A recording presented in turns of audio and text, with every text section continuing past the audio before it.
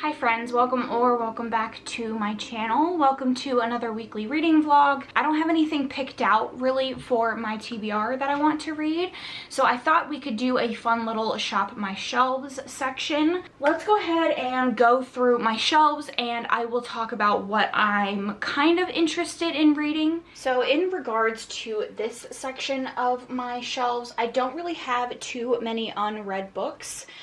You can't really see, but these two shelves, I have read everything that I'm going to read on these shelves, my Erin Morgenstern books, some of my traditionally published, and I don't really want to read a fantasy right now, so that's going to be for another day. And then as far as my Cassandra Clare, I've obviously read all of these, and I have read the ones on this shelf that I plan to read. The unread ones on this shelf are like more vintage romances, the ones that I got out of a vintage box that I don't have any interest in reading at the moment. If we get down to this shelf right here, there are two things that I haven't read. I have not read The Hitman by Katrina Jackson. This is a mafia romance.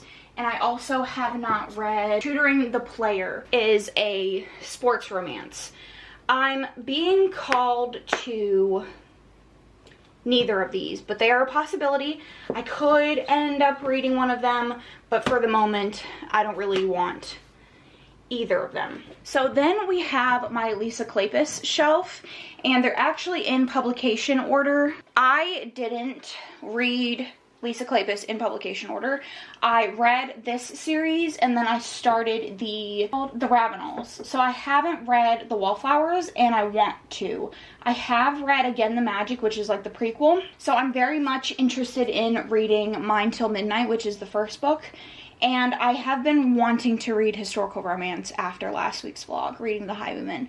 So this is a very strong possibility. So these bottom two shelves, you can't really see because of my tripod, but everything on this shelf I have read that I want to read. I have some Joanna Lindsay and Stephanie Lawrence here that I kind of am iffy about reading at the moment. And then at my bottom shelf here, you can't really see, but the only thing that I haven't read on this shelf is Waking Olivia, which I am very interested in reading. I spoke about this in my last vlog, but I want to start doing a different annotation style, and I think I want to start with Waking Olivia. So this is definitely going to be on this week's TBR. And then the last shelf I have over here, I've read The Bell Jar. I haven't read Addicted to You, and then I've read Neon Gods and Sacrifice. This is a maybe. I have been meaning to read this, and I'm kind of in a physical reading mood, so we're gonna add this to the list, and then we will go to my other shelf because I would like to add like maybe one more. So we have this shelf here, and the only one that I haven't read is Disgrace. This is a small town like bad boy, and this is gonna go on the pile for maybes. This shelf, the only thing I haven't read is Her Majesty's Royal Coven, which is a fantasy. Again, not really in the mood. This one, the only one I haven't read is Take a Hit, Danny Brown, but I don't have the other books in the series and I want to read those first. And then my Elizabeth Hoyt books, which I do want to read. So I think the next one I have to read in this series is book number 4, which is Thief of Shadows. So this is also going on the pile of things to read. So this is the stack of books that I will be physically reading this week, and I'm pretty excited for all of these. I will talk to you about them when I have started one of them. The only book that I have on audio, so I'm trying to get down my Audible library because I'm really bad about not listening to those. So I do have a couple of audiobooks from my library that I want to read eventually, but I want to read Only When It's Us by Chloe Leese. I believe this is the first book in the Bergman Brothers series, and I've heard fantastic things about this author. In particular about this book, I have heard that there was some not good representation of a hard of hearing character. She immediately like pulled her books and fixed it. So this says, prepare for an emotional roller coaster brimming with laughter, tears, and slow burn sexiness in this new adult romance that tackles the vulnerability of love with humor and heart. Doesn't really sound up my alley, but people that my taste generally align with have enjoyed this, so I want to give it a shot. And then the other two audiobooks that I have from my library is The Devil of Downtown by Joanna Shupe. I read the first book in this series, which is called I read the second book in this series, which is called The Lady Gets Lucky. I think this is the first one. And then I also have Forever Your Earl by Ava Leigh, which I haven't read anything by her before, and it is part of the Wicked Quills of London, and it looks like it's the first book. That's kind of my plan, my TBR for the week. I don't really listen to audiobooks unless I'm at work or driving, so I don't know how much audiobook listening I will do this week. That is the TBR. I have been rambling for an overly long amount of time, and let's get into the vlog portion. What? This is a vlog. I have been doing too many themed vlogs with intros. Let's do some reading, I guess.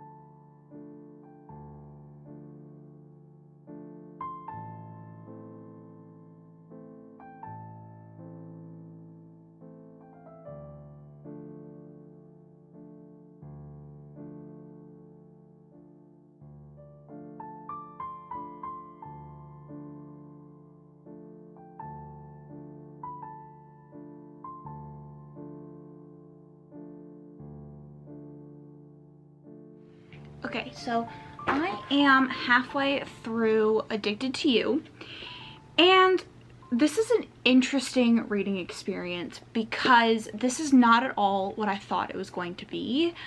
I didn't really have any like thoughts in my head about what it was about. So we start this book with Lily and Lauren, who goes by Lo. Lily is addicted to sex and Lo is addicted to alcohol, and they have been friends for a long time, and their senior year of high school they decided to start fake dating to cover up the fact that they're like actively participating in the things that they're addicted to. So now they are in college. I think they're like mid-20s, and they are living together. Lily is having random hookups with guys, and Lo is having binges and things like that. The part that I am at, they have started being romantically involved, and I have tabbed this book. The purple is for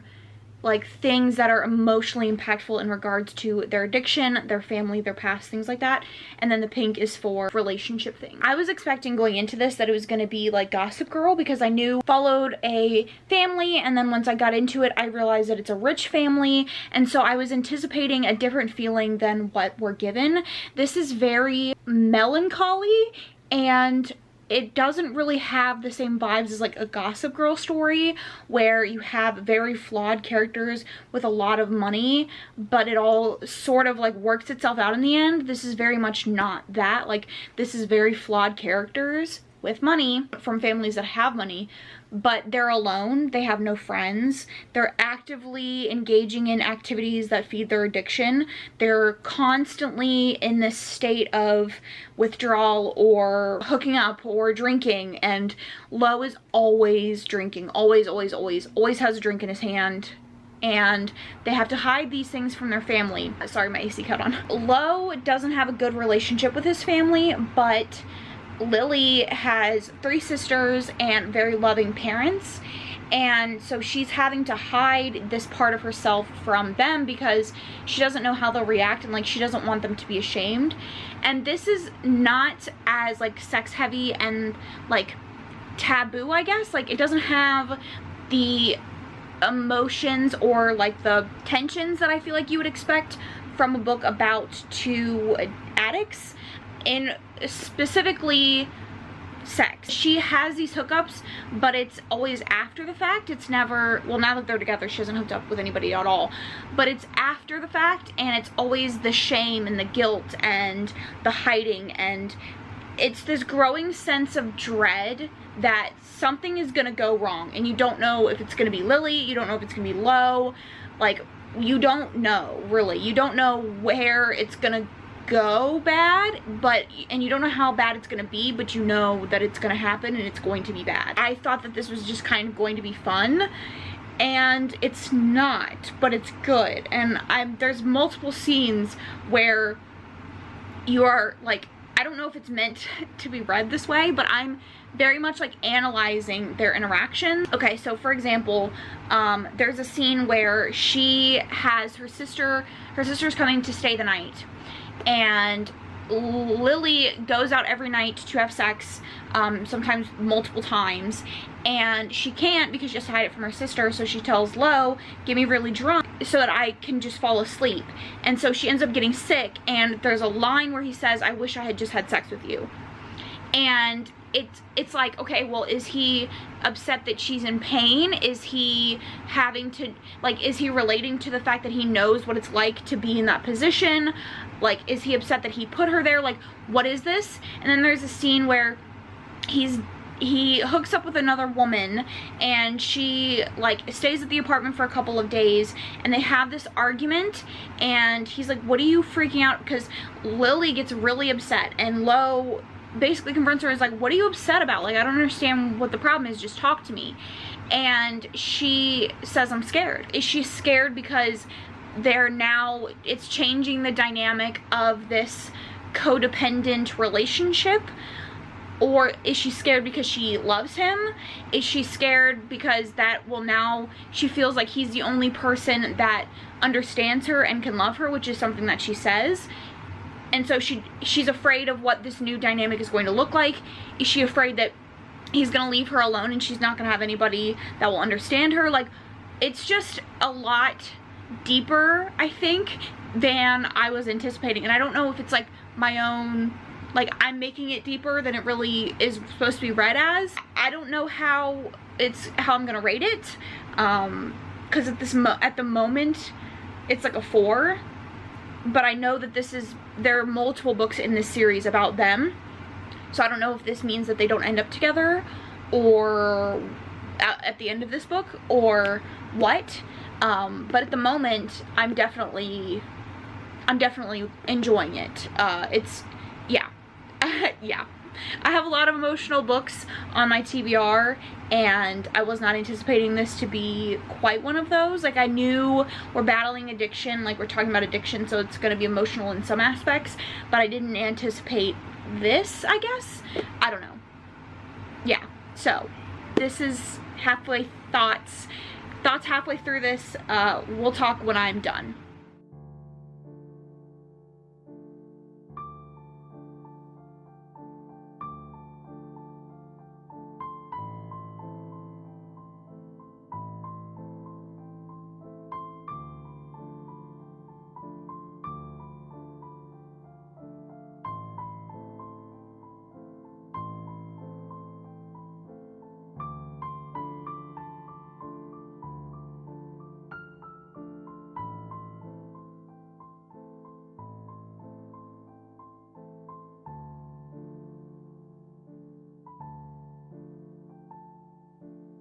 So I finished. This is well worth the hype. I ended up giving it 4 stars. I don't think it was my perfect book.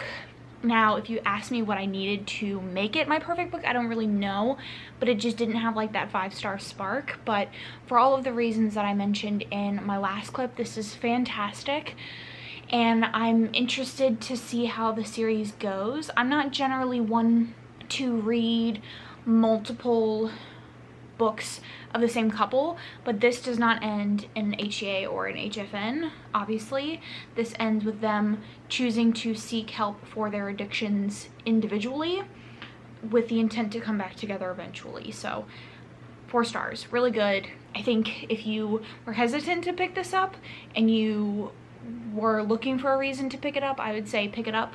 If it at all interests you, just know that it is heavier than you probably were anticipating.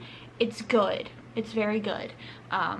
So I'll definitely continue the series at some point, just not the moment. So hi friends, happy Tuesday. So I got a little bit into Only When It's Us.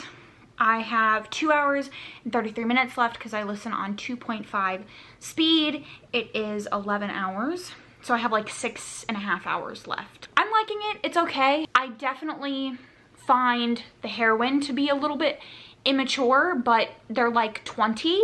So I don't necessarily blame them. Blame her, I guess. She's written age appropriate, I feel like. This is a college sports romance, and the heroine is on a D1 soccer team, and the hero is in college for business. Like, they're both for business, but he was a soccer player as well. He got a case of meningitis, whichever, I don't know the difference, but he got that, and it caused him to lose hearing in both of his ears. And so he has some hearing aid occasionally, but he mostly communicates through text message. In the beginning of the book, he is in an economics class that she takes. He has the like notes because he can't hear the professor, so the professor has like subtitle on his screen, but he also gives him the notes. I almost called them show notes. I've been thinking in podcast terms. Gives him the notes, and so he can like follow along with the lecture while the lecture's happening. And the heroine ends up being late for the class, and so she goes to the professor and asks to catch up because she has away games and stuff like that, and the professor tells her to get it from him, and she has this bad interaction with him because she doesn't know that he is hard of hearing. So she like tries to get his attention. She thinks that she's ignoring him, and it goes from there. They have to end up working on a project together in this class, and like, it's okay.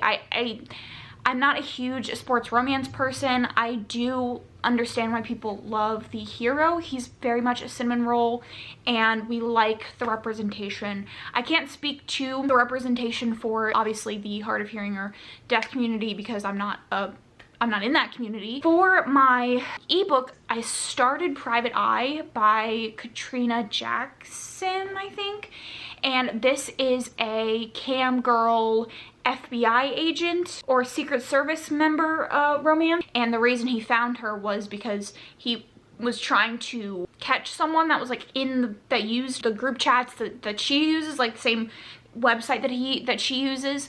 I don't quite know like the specifics. I haven't gotten that far. I've gotten maybe like 6 pages in. And then I also put a poll on my Instagram last night after I finished Addicted and let that run for whether I should pick up Waking Olivia by Elizabeth O'Rourke or Disgrace by Brittany C. Cherry, and the results overwhelmingly were in favor of Waking Olivia. Unsurprising, because I feel like this book has been making its rounds recently, but this is about Will and Olivia, and all I know is Olivia runs, and she runs in her sleep, and she's like a track and field star or something like that. I don't remember what Will, I think Will might be a coach.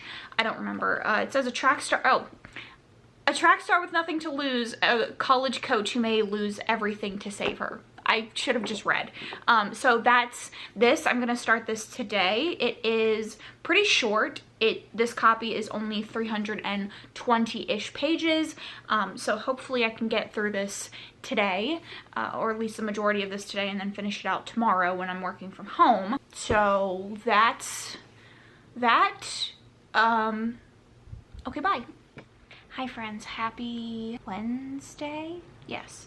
So today I ended up finishing Private Eye. I think I talked about what this was already, but this is about a cam model and a FBI agent, and they end up having to work together to bring down this like Russian guy or Albanian guy or something like that, who is running guns through a website that the heroine uses. And I ended up giving this 3 stars. I loved the hero. He was an absolute delight to read about. Their relationship was very cute, but there were several things about the story that I didn't really like outside of their relationship. For one, they got together pretty early. There is some cute banter back and forth, but it's more like awkward fumbling, not them actually not being together. There's also this like weird narrative choice that I don't really love, where there's alternating points of view with the hero and the heroine, but also like other people in the series that presumably have books. We're following like their relationships and what they're doing during the timeline of this book, which I just don't like. Like, we're detracting from our couple, and if we don't want to spend as much time with our couple, then we need to have less pages. I enjoyed their relationship. It was very, very cute, but those other things I just didn't really love. And I also ended up getting 187 pages into Waking Olivia, and as you can see, I am tabbing this. For yellow is for individual parts of their lives individually, and then the like purplish pink is for relationship things. I don't 100% believe their romantic relationship, and I think it's because there's not enough dialogue between the characters. So in the beginning of the story, she moves to, I think it's Colorado, and she becomes the new troubled transfer student, and it's because she got into a fight with someone in her previous school and beat him with a bat. She thought the coach of her track team was going to be like this legendary track star, and it ended up being this guy who she like doesn't really know anything about. And so he's very soft and nice and encouraging with everybody else on the team except her, and he definitely doesn't think that she's a good fit because of the things that he's heard about her in her past. And so she's dealing with a lot, and we're slowly uncovering the truths of her past, but she's a very prickly character, and she's very much like push people away because she just can't deal with, she just gets overwhelmed, I guess. She also runs in her sleep, which impedes her ability to run, you know, for track. And so she tells him that she has this issue, and so he starts helping her by like letting her stay at his house and stuff like that. So it's cute.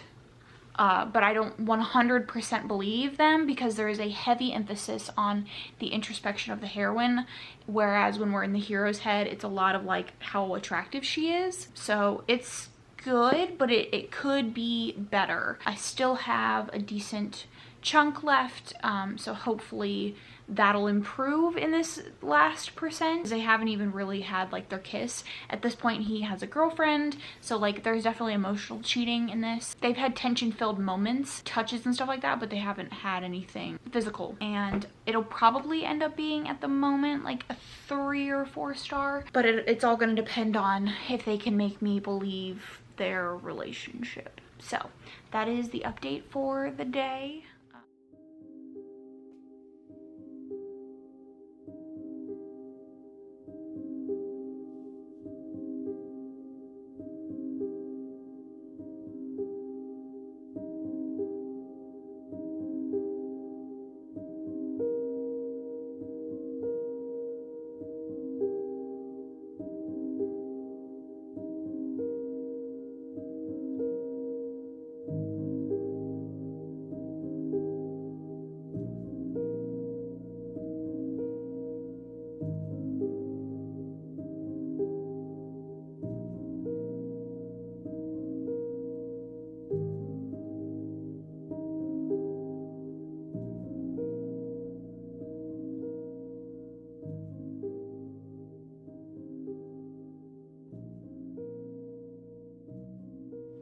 Hi friends, happy Friday. I did end up finishing Only When It's Us, and as I said, I gave it 3 stars. This was kind of just a stereotypical romance for me, not anything crazy good. I did appreciate the representation, like I said before, but altogether the story itself wasn't that interesting. And then I started the audiobook for The Devil of Downtown, which this is about a woman who is a solicitor, I think, of some sort, or she just helps women who their husbands have skipped out and aren't doing child support or like supporting them in any way. And she is looking for the husband of a woman who works for the hero, and I think he runs some sort of underground operation. I got 11% of the way through that. I'm enjoying it. And then I also started The Romantic Agenda, which I got not very far in, maybe 30 pages. This is about a woman who is asked to go on vacation by her boss slash best friend slash long-term crush, with his new girlfriend and her best friend or her ex or something like that. I don't quite know where it's going. I'm assuming the ex of the new girlfriend is going to be the love interest, but I don't really know. Like I said, I've only gotten 30 pages in. I did end up finishing Waking Olivia, and I gave this 4 stars. By the like 300, like 270 to 300 mark, I was very ready for this to be over. I think despite it only being 320 pages, it felt a little overly long, and I think it's just because the characters kept having the same fights and doing the same things over and over again. The heroine would feel guilty about taking the time of him and his family and his mother, and then be like, I don't belong here, and she'd run away, and they just kept having the same conversations over again. I didn't, like I said in the previous clip, I didn't 100% back their like romantic relationship. Towards the end, I started understanding there was a little bit more given, but like I said in my first update, which was over halfway through the book, I just didn't 100% believe it. We explored more of their history and things like that independently or introspectively rather than having a conversation, and that's just not my favorite type of romantic couple. It's very much like the angst and the tension of wanting to be together but not being together without any of the relationship building. So not my perfect romance, but by no means was it bad, and I'm definitely interested in continuing to read this author because I think her writing is great. So I am now going to start Thief of Shadows. This is the 4th book in the Maiden Lane series, and very much enjoying this. This one is going to be about Winter, who is the ghost of St. Giles. I don't know if that's like been revealed throughout the series, but it's just kind of heavily implied. It all centers around St. Giles, which is like this like poorer area in London. It's kind of all centered around this orphanage that is run by the Makepeace family, followed offshoots like his sisters and people loosely related to the orphanage, and now it's following him and his heroine, who I think is a patroness of the orphanage. I'm excited to continue. I have been anticipating their book, and I'm ready to see where this goes. I'm interested to see where the St. Giles storyline goes.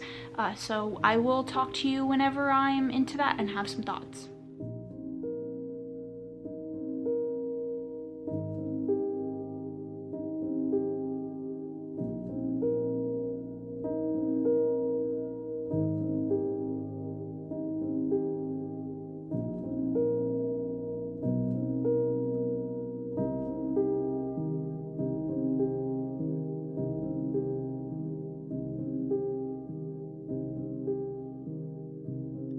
Hi friends, happy Sunday.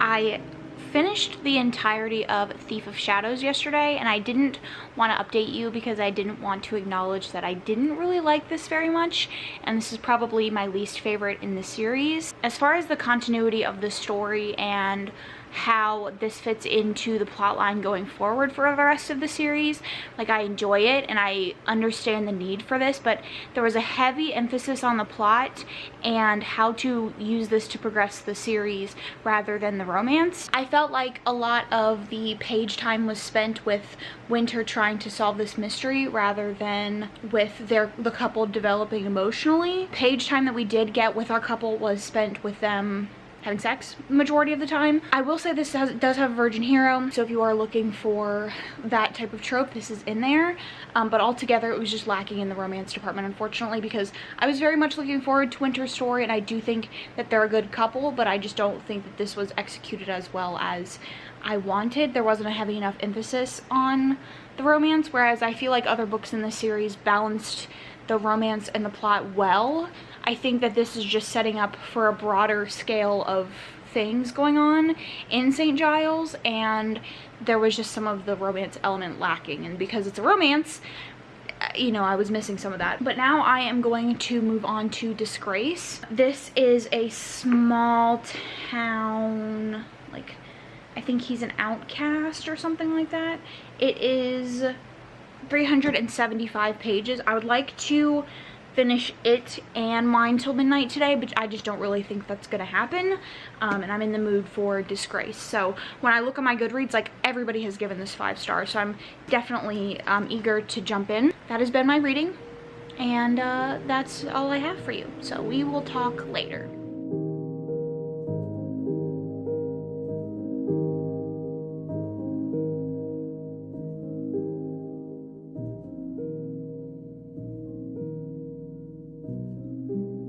Alright friends, I'm here to wrap up my video. I got 53 pages into Disgrace, and this is kind of your stereotypical Brittany C. Cherry. It is about a woman who is coming out of a bad divorce and her romance with the town's outcast.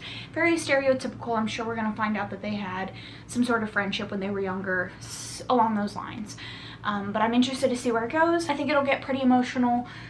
But yeah, I will be continuing this in next week's vlog. For the remainder of my day, I think I'm going to finish editing this vlog and then spend the rest of my birthday with my partner. Thank you so much for watching. I hope you enjoyed it. Leave your thoughts down in the comments. If you don't have anything to say, leave some sort of birthday cake. If you're looking for more content from me, make sure you follow my Instagram, my podcast Instagram, follow my podcast and all of your favorite streaming services. My Goodreads is also linked below, and I will catch you guys in my next one. Thanks so much for watching.